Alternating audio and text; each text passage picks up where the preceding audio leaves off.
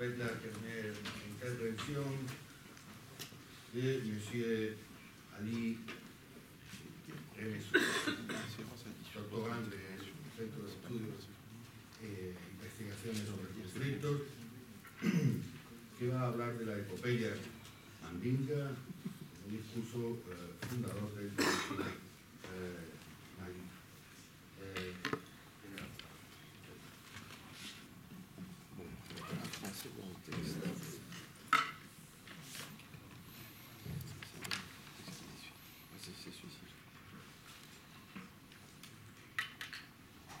Mesdames et messieurs, chers invités, en 1991, Amadou Hampâté-Bâ, un écrivain malien, disait dans son roman On coulait de l'enfant peu, soit à l'écoute, disait-on dans la vieille Afrique, tout parle, tout est parole, tout cherche à nous communiquer une connaissance. Cette remarque d'Amadou Hampâté-Bâ fait ressortir les débats qui ont eu lieu entre Hegel et Kizerbo. Alors je rappelle Hegel qui disait que l'Afrique est tellement repliée sur elle-même qu'elle n'a point d'histoire. Et Kizerbo qui lui rétorquait comme quoi, partout où il y a eu les humains, il y a une histoire. Et c'est dans ce cadre que moi je suis amené à vous parler de l'épopée mandingue ou de l'épopée des Sundiata. Depuis quelque temps, il se ressent une nécessité dans la communauté juridique de confronter les droits à l'interdisciplinarité afin de constater l'état d'avancement de nos sociétés. L'épopée mandingue, il faut voir, elle figure parmi les œuvres fictionnelles les plus remarquables de l'Afrique de l'Est. Elle constitue un poème narré par Djibril Kamsirian, un auteur guinéen, dans les années 1950, au moment même où un débat sévissait sur la question de savoir si l'Afrique pouvait réellement prétendre à une narration sophistiquée. Alors, cette œuvre est arrivée à point nommé, non seulement pour conforter cette idée d'une Afrique écocentrique, mais aussi elle a engendré un attrait pour d'autres disciplines. Et c'est justement cet attrait qui nous amène, nous juristes, à nous poser la question de la nature du droit malien. Bien qu'il existait peu d'écrits sur l'histoire de l'Afrique occidentale et les mythes et épopées et tout, à part peut-être Ibn Khaldoun, un chercheur tunisien qui avait dans son ouvrage, dans son ouvrage sur l'histoire des Berbères, avait un peu parlé du royaume des Sundiata et de l'épopée mandingue. Cette épopée a quand même pu se transmettre au fil des générations par une méthode orale, c'est-à-dire une transmission qui consistait à transmettre l'histoire ou les mythes de la part des griots. Les griots, c'était les gens qui étaient choisis parmi les aînés de la famille pour désamorcer les conflits et ils jouaient un véritable rôle de médiateur. Nous nous rendons témoins d'un constat dès le départ, c'est que l'épopée mandingue et les règnes des Sundiata permirent à Djibril Kamsirian de nous faire vivre une aventure remarquable. En effet, il existe une multitude de renseignements qui attisent la réflexion. Bon nombre de chercheurs se sont intéressés à cette épopée dans des disciplines différentes, notamment les littéraires pour la beauté de la nature mandingue, et nous les juristes pour l'héritage des règles de droit issues de la charte de Kouloukanfouga. La renommée de l'épopée, il faut voir, est liée à l'héroïsme des Sundiata. Alors, qui était Sundiata? Il était le fils du roi Narimagan et de Sogolon, une femme dotée de pouvoirs magiques. Dans sa biographie, il a dit qu'il était un enfant impotent et peu bavard. Et il subissait le mépris de tout le monde parce qu'il n'était pas du tout beau. Alors, le jour où, cependant, le destin pour lui prendra une autre direction. Le jour où, pour laver l'affront de sa mère, parce qu'il faut voir à cette époque, il était mal vu qu'un fils de roi, un héritier, soit totalement impotent parce qu'il n'arrivait pas à marcher. Le jour où, pour laver l'affront de sa mère, il décida de se mettre à marcher. Il réussit devant tout le monde à marcher en s'appuyant sur une branche dattier. Alors, l'attier, il faut voir que c'est un arbre qu'on retrouve généralement dans les pays, en Amérique latine et dans les pays de l'Afrique de l'Ouest. Au détriment d'une barque gigantesque de fer, ce qui est un peu paradoxal. Dès lors, sa bravoure commençait à s'affirmer et à devenir sa principale qualité. Par ailleurs, bien qu'il fût contraint de quitter son village natal du Mandé pour aller s'exiler à Méma, Il reviendra peu après pour être le roi du Mali. À la même époque, il y avait un roi sorcier qui s'appelait Soumaro Kanté et il était obligé de combattre ces derniers pour régner paisiblement sur toute la zone mandingue. Ce qu'il fit brillamment lors de la bataille de Kirina. Il faut voir que Sundiata laissa l'image d'un roi qui aura su diriger son royaume et eu une grande influence sur toute la région, sur toute la sous-région ouest africaine. Quant au rapport entre le droit et la littérature tel qu'il se présente pour nous dans cette étude, il existe en effet une imbrication des deux disciplines. Ceci s'explique notamment par leur approche commune de l'homme comme objet essentiel de la connaissance. Pourtant, il est inutile de rappeler que les deux domaines sont totalement contradictoires. Rappelez-vous de ce que disait Chateaubriand, c'est-à-dire la littérature elle est sensible à tout, mais elle n'est présente nulle part. C'est tout à fait le contraire du droit en fait.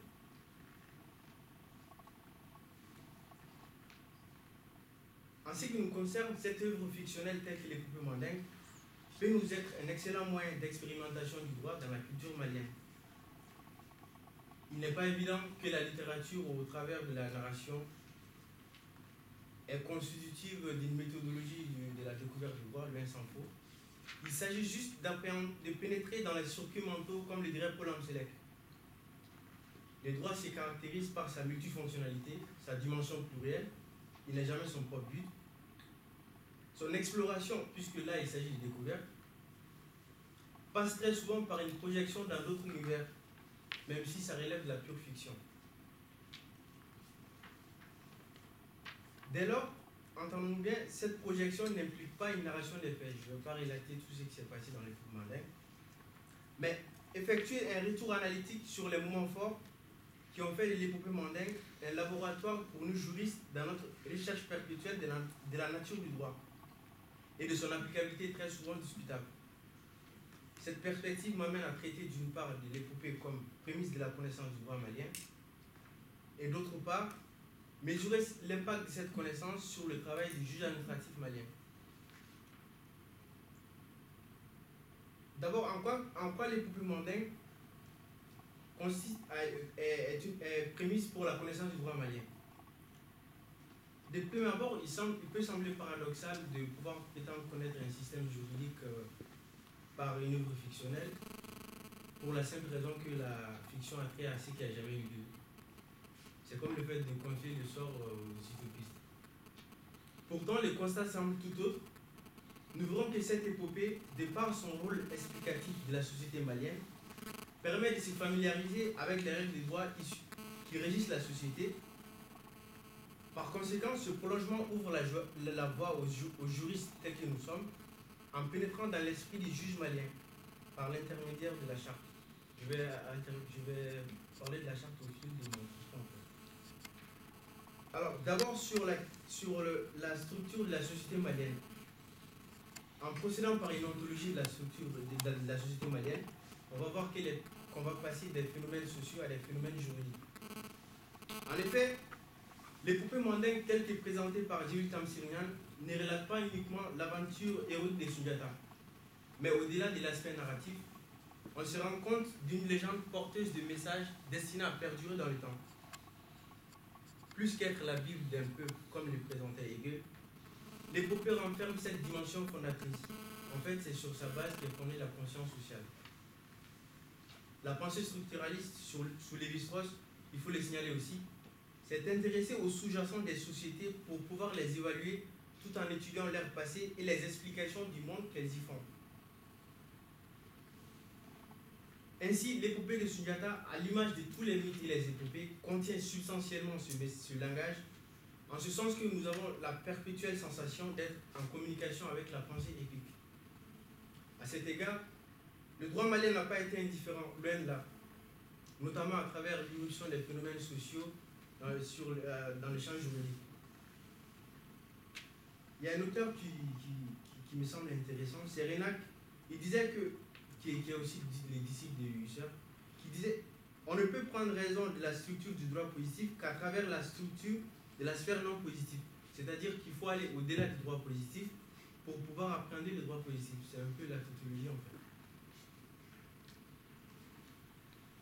En effet, il faut voir qu'il a illustré une multitude de pratiques issues de l'aventure et du royaume de Sundiata qui font l'objet d'une reconnaissance au point d'être reconduits dans les droits maliens. Ainsi, sur la question de la stratification sociale. Alors, qu'est-ce qu'une stratification? Il faut voir que la stratification consiste à une catégorisation des groupes ethniques, en ce sens que chaque nom de famille appartient à une classe sociale, ce qui permet de maintenir une certaine convivialité en cas de conflit. Cette stratification a institué la parenté à plaisanterie, qui constitue avec les pactes des sangs les plus célèbres actes sociaux qui continuent de jouer, même de nos jours, un rôle d'apaisement. Alors, qu'est-ce que aussi la parenté à plaisanterie? Elle consiste à une parenté elle consiste à une forme de plaisanterie qui va de l'insulte au dénigrement en utilisant bien sûr de l'humour, mais tout en restant dans un cadre de respect et tout. En face d'un tel authentique acte de langage, l'interpénétration avec les droits dès lors devient inéluctable, dans la mesure où, dans les rapports entre groupes ethniques, un conflit doit être systématiquement réglé par la voie amiable. Par conséquent, des effets sociaux naissent des effets juridiques.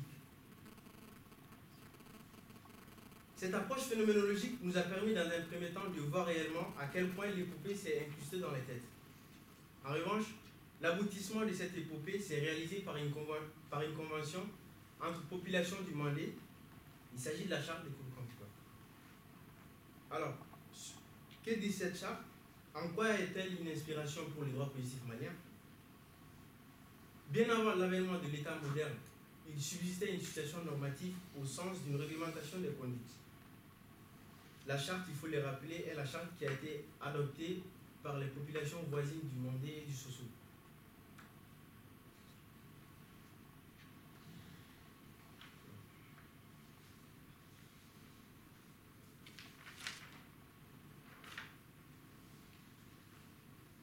Quant à la reconnaissance de ces préceptes par la société malienne, il ne fait très peu de doute que la charte a eu un impact considérable dans la pratique sur le constituant malien. Ceci mérite notamment quelques illustrations. Ainsi, l'article 16 du titre 1 des droits et des devoirs de la personne humaine de la Constitution malienne du 12 janvier 1992 dispose, je le cite, qu'en cas de calamité nationale constatée, tous les citoyens ont les droits et les devoirs d'apporter leur concours dans les conditions prévues par la loi. Alors, nous pouvons nous permettre de mettre en relation cet article avec l'article 32 de la charte qui dit aussi: pour gagner la bataille de la prospérité, il est institué le système général de surveillance pour lutter contre la paresse et l'oisivité. Parce qu'il faut voir que la paresse et l'oisivité à cette époque est aux antipodes de la solidarité en fait. Alors, par ailleurs, qui parle de droit parle très généralement du juge. Et il faut voir que les réalistes, notamment, comment on l'appelle, notamment le juge américain qui s'appelle Holmes, disait que lui, il appelait droit j'appelle droit tout ce que fait le juge, c'est-à-dire tout ce qui ne fait pas le juge, ce n'est pas du droit. Alors, il me semble intéressant de porter un regard sur le travail du juge, non pas parce que je suis administrativiste, mais il faut voir également que c'est ce dernier qui invoque le plus l'épopée dans son office. Alors, dans un deuxième temps, on a vu à quel point l'épopée s'est incrustée dans les têtes et arrivé à inspirer les droits politiques maliens. Mais on va voir dans un deuxième temps que c'est une expérimentation plus ou moins controversée dans le système juridique par le juge administratif malien. Alors, il existe une attitude du juge administratif qui constitue à faire du bricolage, c'est-à-dire à défaut d'explorer des solutions au litige,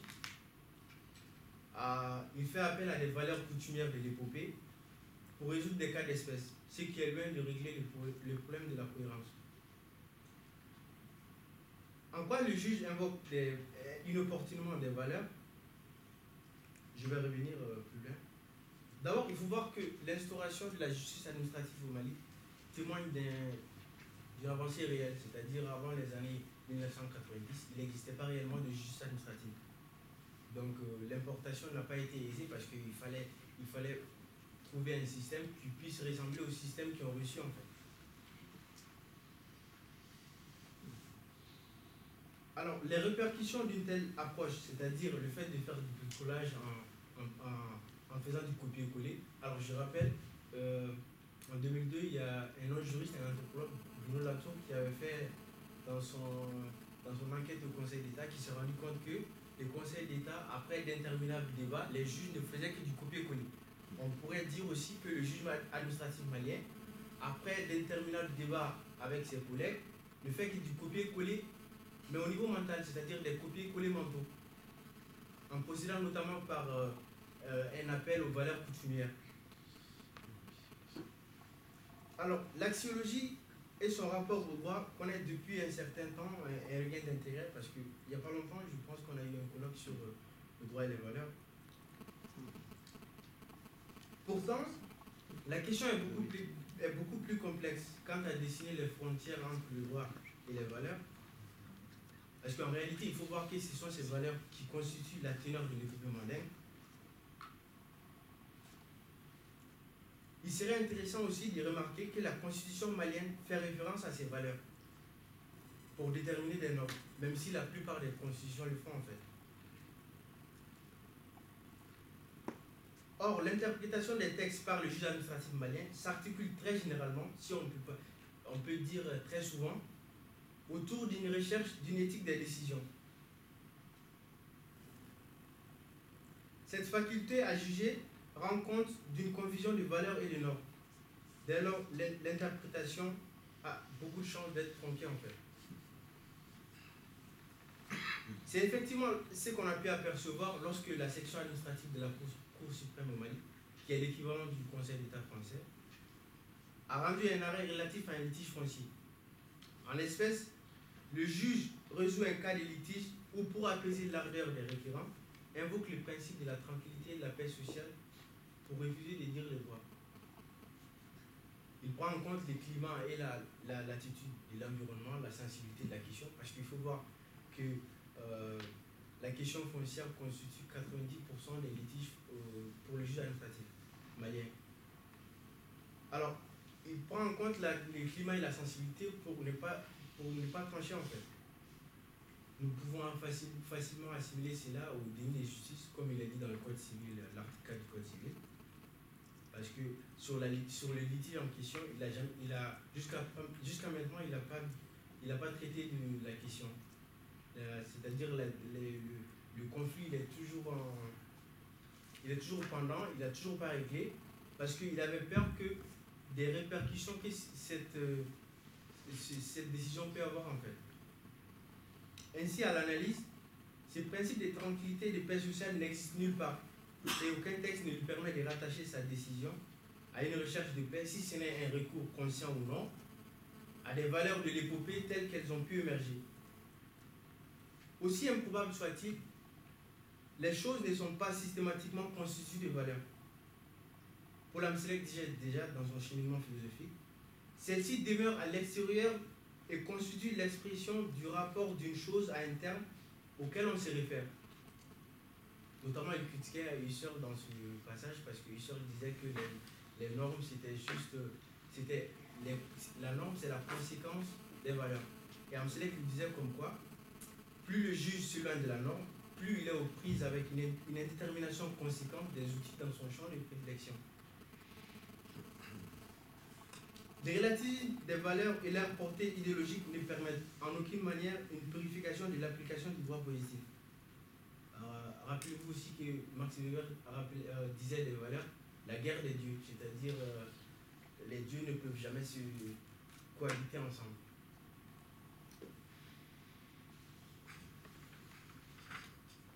Alors, pour terminer, il y a un point qui me paraît important, c'est mesurer les conséquences de cette attitude ou de ce comportement du juge dans le système juridique. Il faut voir que cette attitude du juge est liée à une croyance aux acquis de l'épopée mandingue, de telle sorte qu'elle cristallise une forme d'autoprophétie réalisatrice. C'est-à-dire qu'à force d'en faire usage, il s'est trouvé obligé de se positionner par rapport à un clivage entre la recherche du bien et du mal dans cette décision, qui est tout à fait un clivage imaginaire. Qu'est-ce qui est une bonne décision de justice? Qu'est-ce qui est mauvaise? On voit que le chemin est étroit, très étroit. Cette absence de profondeur dans l'interprétation du juge administratif malien est révélatrice d'un emprisonnement de sa réflexion au sein d'un cercle de valeurs au point qu'il tente de donner forme à ses intuitions. L'argumentation devant servir pour tout juge appliquant le droit positif lui échappe très souvent ou généralement joue une fonction idéologique. En ce sens qu'il tente toujours à immuniser sa décision contre des distinctions sociales par une prétendue, comme on vient de le voir dans la décision citée, préservation de la cohésion sociale ou de la paix sociale.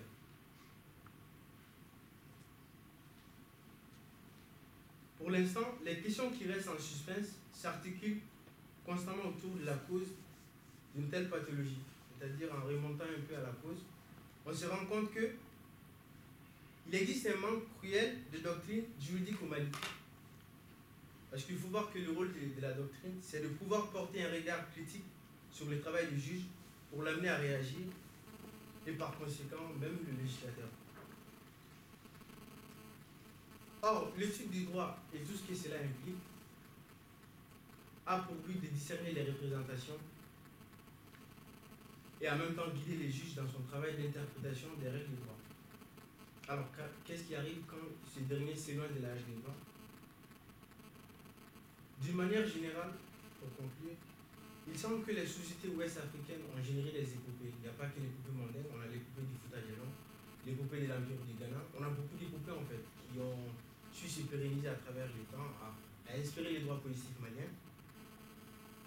Mais il convient de voir que l'axiologie, malgré ses mérites, ne règle point les problèmes auxquels sont confrontés les justiciables. Cette proportion s'accroît exponentiellement dès lors qu'il s'agit d'un pays en développement, miné par d'autres problèmes qui ne font qu'accentuer les difficultés pratiques. Le juge administratif, il faut voir, a dès lors plus à gagner du moment qu'il s'inscrit dans un cadre appelant la légalité, ce qui passe par une application de la norme telle qu'elle est.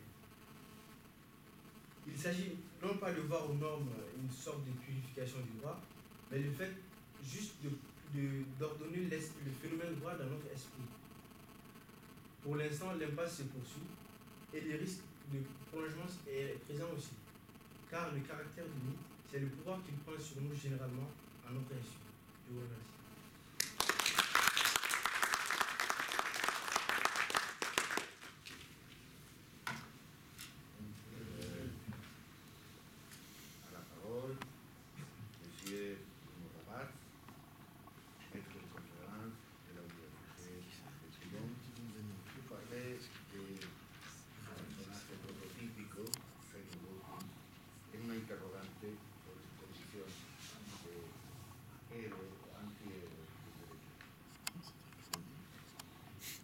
Gracias.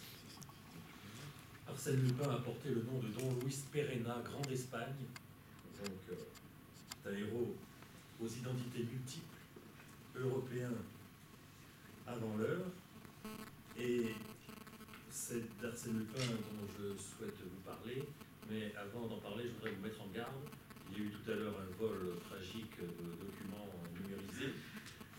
Si vous avez des objets de valeur, faites très attention. Vous les mettez dans un sac, vous l'apportez, vous serez précautionneux.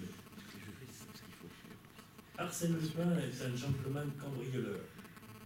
C'est l'oxymore qui surprend, parce qu'un gentleman, c'est une notion évidemment très positive. Cambrioleur, ça l'est beaucoup moins.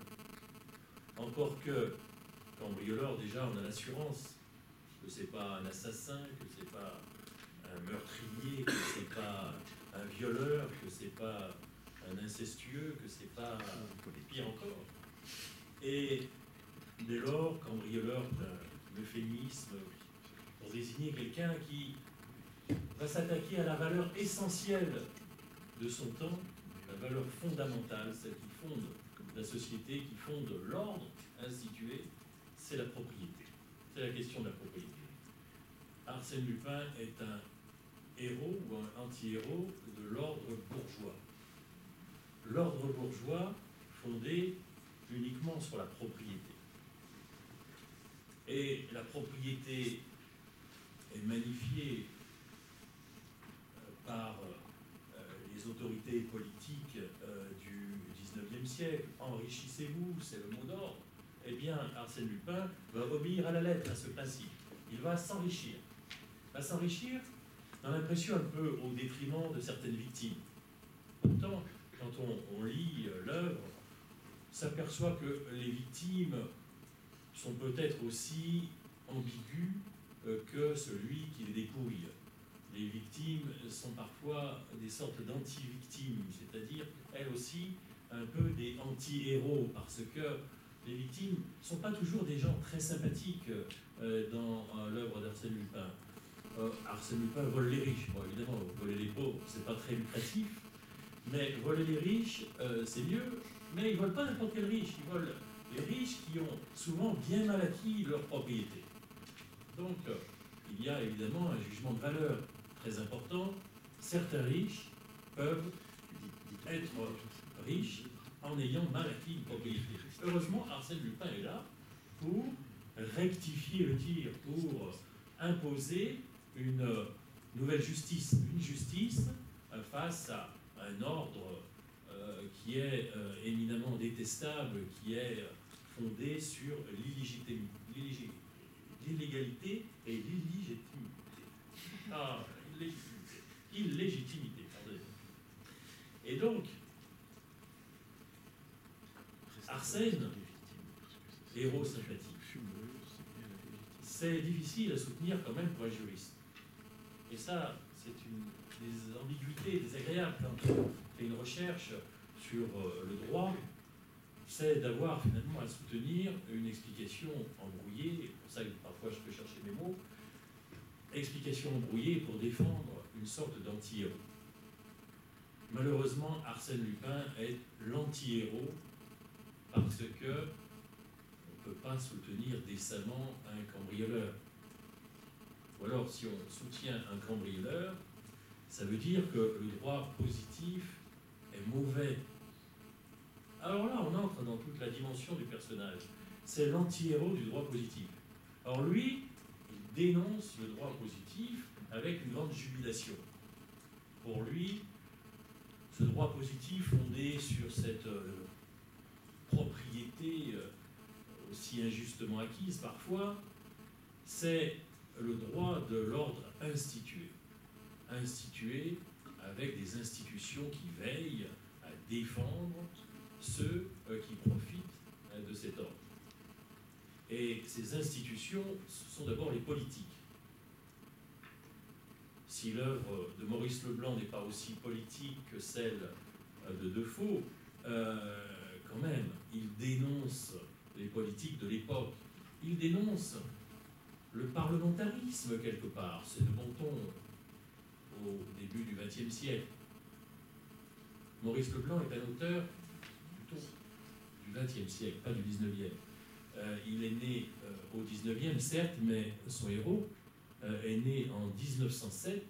Son premier roman, Arsène Lupin, Gentleman cambrioleur, date de 1907, et toute l'action se passe pratiquement à la Belle Époque, c'est-à-dire au début du XXe siècle. Même lorsque Leblanc va écrire des œuvres après la guerre, eh bien, il va prendre soin plutôt de projeter son action dans la Belle Époque. Il sort de cette Belle Époque 2 ou 3 fois dans des romans éminemment complexes d'ailleurs, qui n'ont rien à voir avec la légèreté des descriptions traditionnelles des vols accomplis, qui sont des romans comme L'île aux 30 cercueils ou L'éclat de but, qui sont des romans de dénonciation de l'absurdité et de l'horreur de la guerre. Et ces romans ne sont pas aussi représentatifs, même si Arsène Lupin apparaît toujours, parce qu'il y a toujours finalement la représentation d'un homme sage, vertueux, qui tente de donner une explication même aux abominations de ce monde. Dans les œuvres les plus célèbres, Arsène Lupin contre Herlock Sholmès, par exemple, 813, La demeure mystérieuse, ou d'autres, Les 8 coups de l'horloge, ou l'agence Barnett et compagnie, etc. Il y a parfois une, parfois plusieurs aventures, et Arsène Lupin est un héros léger, quelque part. Évidemment léger parce qu'il est vif, il s'introduit, c'est un mont en l'air, il s'introduit furtivement partout, dans les demeures, dans les châteaux, dans les amphis, bref, il est partout. Et Arsène Lupin aime ce qu'il fait, il le fait bien. Il aime ce qu'il fait, c'est-à-dire que pour lui, se moquer de l'ordre institué, eh bien, c'est salutaire. Il se moque de la police qui arrive toujours trop tard, il se moque de la police qui a des déductions qui n'en sont pas, qui réagit sans agir. Il se moque d'une police qui est censée garder la propriété et qui finalement souvent préserve ses intérêts. Il dénonce parfois des policiers sans scrupules qui travaillent pour leur propre intérêt et qui sont corrompus. Les politiciens que Arsène Lupin dénonce, avec lesquels il est en contact, sont le plus souvent des politiciens qui agissent pour leur propre intérêt. Alors évidemment, ça donne peut-être un caractère un peu intemporel à l'œuvre, mais enfin, c'est l'intérêt de ces fictions, c'est de nous projeter dans une époque et de nous faire comprendre que beaucoup d'époques ont tendance à se ressembler et que finalement, eh bien, seul compte la dénonciation de faits qui sont de tout temps répréhensibles. Arsène Lupin dénonce aussi un ordre curieux où l'aristocratie qui n'a plus de légitimité, il faut faire attention au mot, qui n'a plus de légitimité est une aristocratie vieillissante qui s'accroche à ses bijoux, qui s'accroche à ce qui lui reste un peu de dignité, qui semble lui présenter un intérêt. Et cette aristocratie, il épouse parfois. Il est le comte Raoul d'Andrézy, le vicomte, il est le prince Cernine, ou le prince Rénine, Serge Rénine, je crois, ou Paul Cernine. Il est parfois un prince, parfois un comte, parfois un vicomte, parfois un baron. Et évidemment, il s'amuse à ridiculiser ainsi la noblesse et à montrer parfois beaucoup plus de noblesse que les aristocrates eux-mêmes, bien sûr, parce que les aristocrates qu'il décrit et qu'il vole, qu'il pille, sont souvent des aristocrates qui ne méritent plus cette qualité, car si l'élitisme est fondé sur la naissance, eh bien, c'est vraiment un monde qui s'écroule. Ce n'est plus du tout le monde du début du XXe siècle que décrit Lupin. C'est un monde du passé sur lequel, évidemment, il faut opérer un certain nombre de rectifications, ce que fait volontiers Arsène Lupin.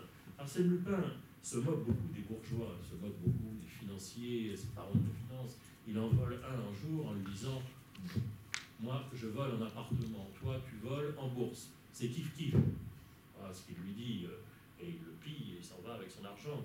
Donc, évidemment, il y a là une dénonciation de la finance, une dénonciation de cette bourgeoisie qui est peu sympathique parce qu'elle engrange l'argent pour le plaisir d'en accumuler sans évidemment se soucier de la moindre redistribution sociale. Bon, c'est là une limite de l'œuvre. Arsène Lupin ne propose pas tellement une redistribution sociale. Lui, il l'a fait à sa manière, comme il veut, souvent dans sa poche, un petit peu parfois aux autres, mais on s'aperçoit qu'Arsène Lupin a une morale. Ça surprend beaucoup. Arsène Lupin a une morale. C'est pas Robin des Bois, il ne vole pas les riches pour redistribuer aux pauvres. Bon, peut-être qu'à l'époque, on est un peu moins pauvre, mais enfin, ça reste à démontrer, c'est pas une certitude. Arsène Lupin, il vole pour établir une certaine justice, une certaine équité. Et à plusieurs reprises dans l'œuvre, on constate qu'il répare des injustices qui sont liées à souvent des meurtres, des assassinats faits dans les familles pour spolier les héritières naturelles, les héritiers naturels et légitimes. Bon, Lupin s'intéresse plus aux héritières qu'aux héritiers. Ah, c'est un de ses traits de caractère, il n'a pas que des qualités, il a aussi des défauts.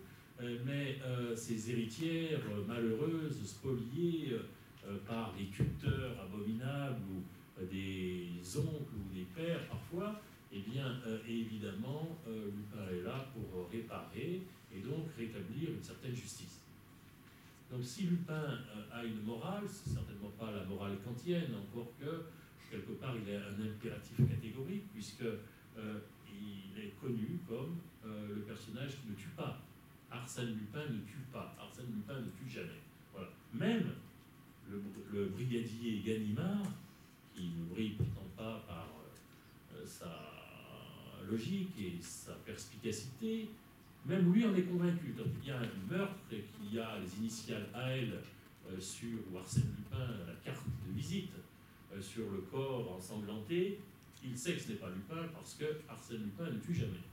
Ça, c'est au moins un mot d'ordre, c'est un élément premier, primitif, peut-être d'une morale certes primitive, enfin, c'est vraiment l'impératif catégorique. Lupin s'interdit de le faire, même si parfois la tentation est grande, lorsqu'il est en relation avec la comtesse de Cagliostro, cette sulfureuse mondaine ou demi-mondaine de l'époque, eh bien, il lui explique qu'avec le meurtre, on gagne du temps, et finalement, c'est plus facile pour s'accaparer la fortune d'autrui. Arsène Lupin, malgré la beauté de cette comtesse, résiste et réussit, grâce à sa volonté, à s'affranchir d'une éventualité aussi sinistre, et il résiste au péché qui serait le péché ultime, celui de priver quelqu'un de la vie. Arsène Lupin est un vrai jouisseur. Il jouit dans la transgression, il jouit à briser les interdits. La transgression, c'est parce que la norme de droit positif lui est indifférente. On ne peut même pas dire qu'elle lui est insupportable. Il s'en fiche, il s'en contrefiche. Arsène Lupin est vraiment un libertaire. Et si vous cherchez un petit peu dans la littérature de ceux qui ont connu Arsène Lupin ou Maurice Leblanc, s'interroge beaucoup pour savoir comment se fait-il qu'on ait trouvé ce nom Arsène Lupin. Quand même pas un nom extrêmement évocateur de quoi que ce soit. On s'interroge pourquoi Arsène Lupin, je ne sais pas trop. Lupin, je sais pas, c'est rien d'extraordinaire. Arsène, c'est un prénom usuel de l'époque. Bon, c'est évidemment aussi un prénom et un nom qu'il quitte souvent parce que c'est un usurpateur d'identité. Donc ça, c'est un délit très moderne. Hein. Aujourd'hui, il serait à son aise avec Internet, c'est beaucoup plus facile pour lui. Mais à l'époque, bon, le nom, c'est surtout sur la carte de visite qu'il s'affiche. Et souvent, il signe de ses initiales AL. Moi, c'est clair, AL signifie anarchisme libertaire, parce que c'est un héros de l'anarchisme libertaire. Il n'y a pas plus anarchiste qu'Arsène, qui ridiculise, qui bafoue la police, la justice, toute forme d'autorité qui bafoue l'ordre institué et surtout les institutions qui sont censées défendre cet ordre, qu'il les considère comme vaines, comme stupides et comme parfois dangereuses. À une petite nuance près, rarement dans l'œuvre, il ridiculise la justice. Faites très attention avec la justice. Bon, peut-être parce que le statut de l'écrivain et du journaliste, Maurice Leblanc est journaliste, il a fait des études de droit, il est devenu journaliste. Il faut peut-être faire attention à la justice quand même, parce que même au début du XXe siècle, prendre un certain nombre de précautions. Mais on se rend compte que dans son œuvre, la justice n'est pas sa première cible. Pourquoi ? Parce qu'il a compris que la justice n'est pas du tout de ce monde. Que finalement, justice ou injustice, finalement, c'est sa morale qui compte. Sa propre morale. Arsène Lupin est un libertaire parce que c'est un égotique, c'est un égotiste, c'est lui, c'est l'affirmation du moi, c'est je, c'est son affirmation individuelle, et l'affirmation individuelle permet de fonder la liberté. Il revendique profondément la liberté, et au 19e, au 20e siècle, cette revendication de la liberté, elle est quelque part un petit peu traditionnelle, parce que le 19e siècle est le siècle du libéralisme, de John Stuart Mill, de Herbert Spencer, par exemple, et le droit d'exister sans l'État, et ce libéralisme qu'il connaît, parce que, évidemment, on est en plein dedans, même si depuis longtemps Marx et Engels ont dénoncé ce libéralisme, eh bien, c'est quand même le libéralisme qui est triomphant. Et Maurice Leblanc ou Arsène Lupin se rend bien compte que ce libéralisme doit être tempéré, qu'il est insuffisant en même temps pour affirmer réellement la liberté. Il y a beaucoup, finalement, de manière sous-jacente, d'oppression et de spoliation, de frustration qui font que le libéralisme, j'allais dire parfait, n'existe pas. Et Arsène Lupin tente de démontrer que dans la transgression, il y a l'affirmation d'une sorte de libéralisme moral, c'est-à-dire qu'en affirmant son moi, en affirmant son individualité, en affirmant son originalité, eh bien, quelque part, on exprime une liberté profonde qui seule doit prévaloir. Alors, évidemment, la liberté, c'est une liberté qu'on peut contester, la liberté du renard libre dans le poulailler libre, pourquoi pas, comme disait Marx.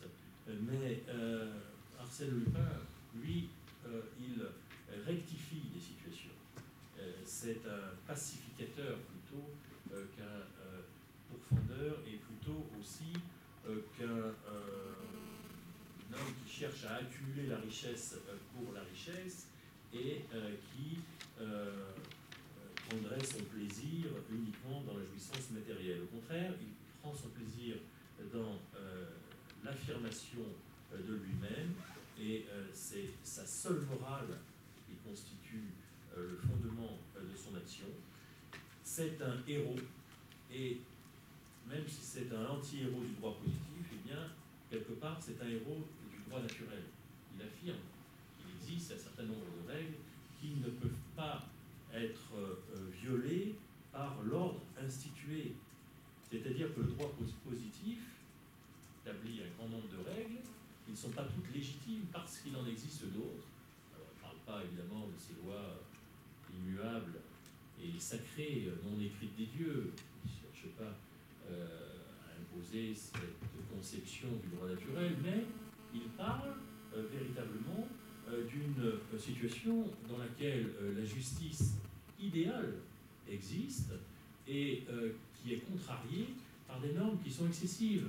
Il sent au fond de lui que l'évolution de la société est une évolution dangereuse, une société qui est de plus en plus normée, une société dans laquelle le code pénal s'épaissit, dans laquelle le code civil s'épaissit, code civil dénoncé par Balzac, une société qui a de plus en plus de lois, de plus en plus de lourdeur finalement, et qui permet de moins en moins de fantaisie. C'est très symptomatique de voir que Maurice Leblanc projette toujours son auteur dans la Belle Époque, parce que la Belle Époque, c'est, pourquoi on l'appelle la Belle Époque, c'est pas qu'elle a été belle pour tout le monde, mais c'est une époque où l'on passe du tragique à la frivolité quelque part. On passe d'années obscures, tristes, sanglantes, à enfin quelques années, c'est pas longtemps dans l'histoire de l'humanité malheureusement, où on songe plutôt à s'amuser, où les bourgeois ont assez d'argent pour se permettre de rire, pour se permettre de faire autre chose, d'avoir des loisirs, d'aller au spectacle. La Belle Époque, c'est l'époque des spectacles. On rit volontiers des spectacles, on admire un sens nouveau de l'esthétique, l'art moderne, un art qui montre bien l'envie de s'éloigner des contingences rigoureuses et l'envie de trouver au contraire une voie très